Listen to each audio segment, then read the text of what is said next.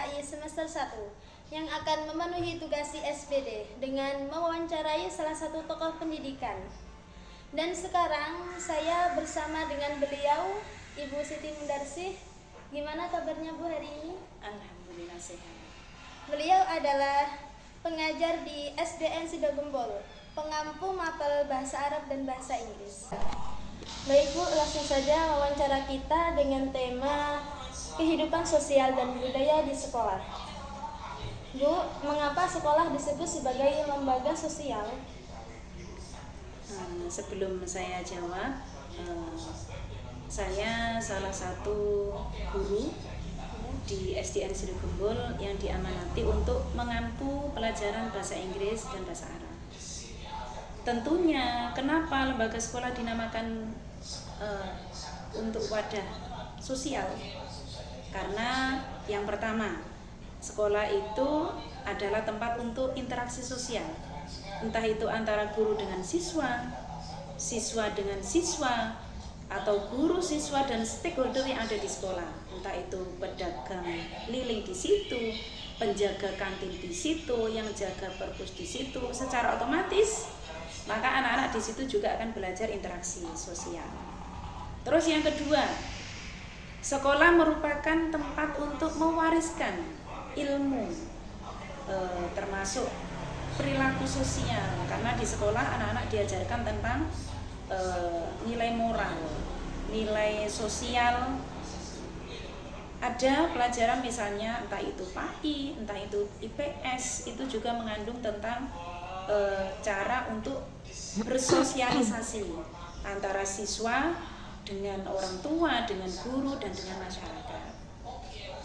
Dan yang terakhir, termasuk sekolah, setelah kita berikan input pelajaran di sekolah tentang sosial, maka sekolah memiliki tanggung jawab untuk menjadikan komitmen bersama supaya output dari pembelajaran yang kita laksanakan di sekolah tersebut bisa menghasilkan siswa-siswi yang berkualitas. Dalam hal apa? Termasuk jiwa sosialnya juga. Karena pelajaran yang diterima di sekolah itu akan menjadi ilmu bagi anak-anak. Sehingga outputnya apa? Kalau tentang sosial, berarti outputnya apa? Mudah-mudahan anak-anak siswa-siswa yang belajar di sekolah tersebut misalnya bisa memiliki jiwa sosial yang tinggi, suka menolong dengan teman, suka membantu teman yang kesusahan. Itu berarti sekolah merupakan tempat untuk belajar interaksi sosial bagi anak-anak. Seperti itu. Bu, satu lagi, dan bagaimana peran sekolah dalam membentuk karakter dan budaya siswa?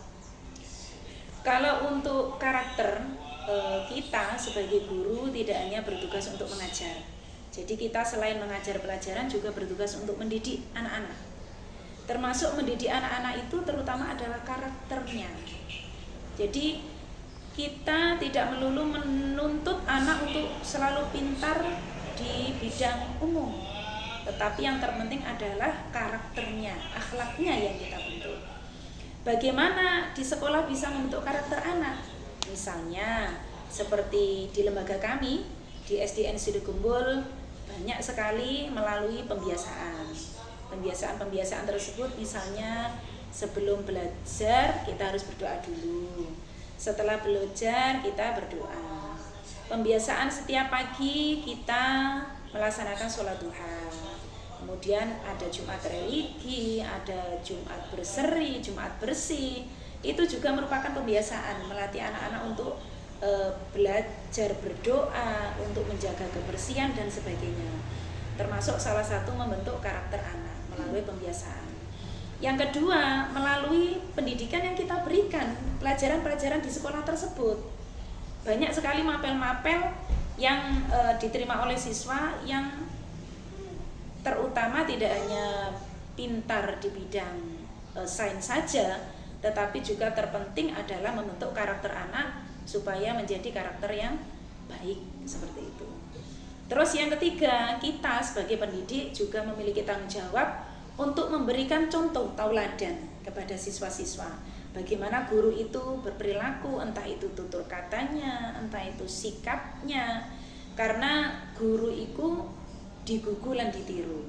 Maka ketika anak-anak di sekolah melihat gurunya, oh gurunya ini loh kok sopan, bicaranya enak, tutur katanya bagus, maka itu akan menginspirasi anak-anak tersebut untuk menjadi anak yang juga berkarakter baik, karena ada sosok contoh yang pantas untuk ditiru.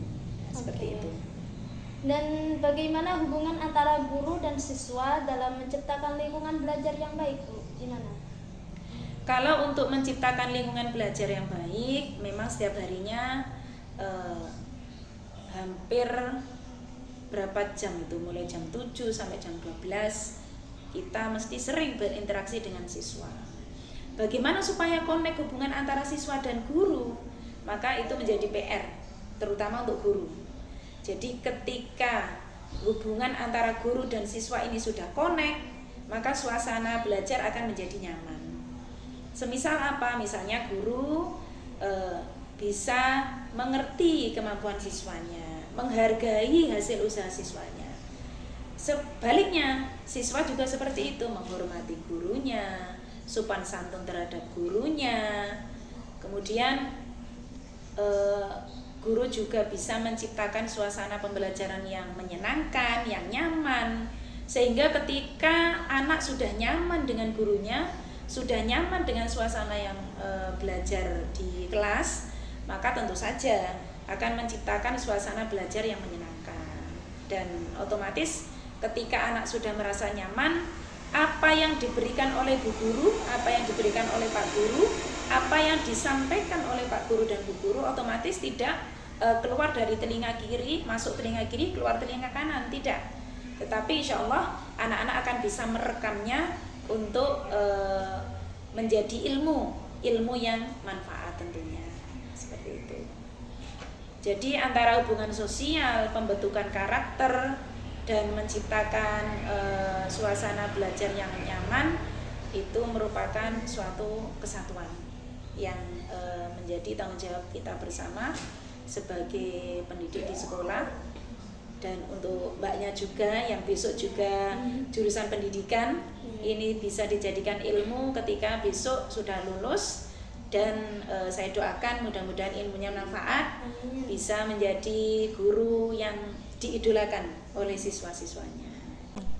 Baik Bu, terima kasih atas waktunya. Alhamdulillah pagi hari ini saya mendapatkan ilmu yang sangat banyak sekali dan semoga bermanfaat bagi saya. Amin. Sekian wawancara dari saya, semoga bermanfaat bagi saya dan kalian semua. Wassalamualaikum warahmatullahi wabarakatuh.